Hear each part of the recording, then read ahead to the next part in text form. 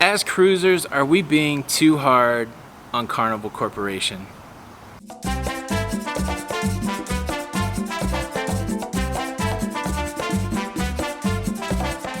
I think it's a fair question, and I want to bring up a situation that I saw this week to illustrate the point. The news was dominated this week by Carnival Corporation going to court to answer charges of 6 probation violations regarding an earlier conviction of an environmental crime. We saw news report after news report. We saw impassioned advocacy groups deriding Carnival, saying that they are polluters of our environment and that they should be punished severely for the violations that they had, not only of their probation violations, but of the original violations. The outcome of that court case was Carnival agreed to pay $20 million, submit to stricter monitoring and stricter fines if they did not get their act together. Now, at the same time, and I do think strategically, the morning of the court hearing prior to the executives going into court, the largest member in the Carnival Corporation portfolio, Carnival Cruise Lines, released a memo outlining actions that were going to make their ship more environmentally conscious. These actions included things like doing away with single-use plastics, a new straw policy which included no straws for drinks other than frozen drinks, which would come with an edible straw, doing away with individually wrapped boxes of cereal.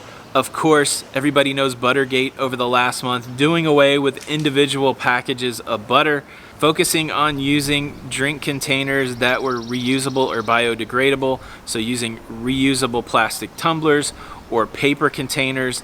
And it even goes to the stirrers at the coffee bar, removing reusable stirrers and replacing those with stainless steel stirrers that could be reused by multiple guests. So what was interesting, if you look at many of the reactions to both of these stories, a lot of people saying, how dare Carnival screw up our environment? They should have got more than a $20 million fine. Carnival Corporation, how dare you? And on the other side, there was a good amount of people that responded to the changes on Carnival Cruise Lines saying, why are you making it less convenient for us? It's not safe with the butter. I need the individual cereal packages. I'm bringing my own plastic straws. So seemingly the people that are complaining about the environmental changes, I don't think they can be the same people that are complaining that the penalty for Carnival was harsh enough. Those got to be different people. But to me, it ends up with this idea that Carnival can't win.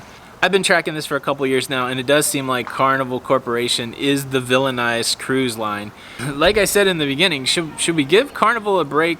Or is Carnival always going to be the cruise line in the spotlight that gets villainized by half of the cruising population and championed by the other half of the population?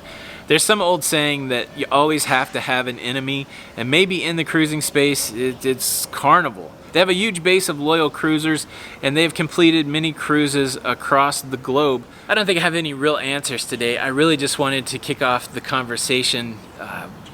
If you could play king for a day, what would you do with Carnival Corporation? How would you position them so that they're not always the villain in the story? Or if you're a Carnival champion, what do you think the problem is? Why do you think they catch this much grief?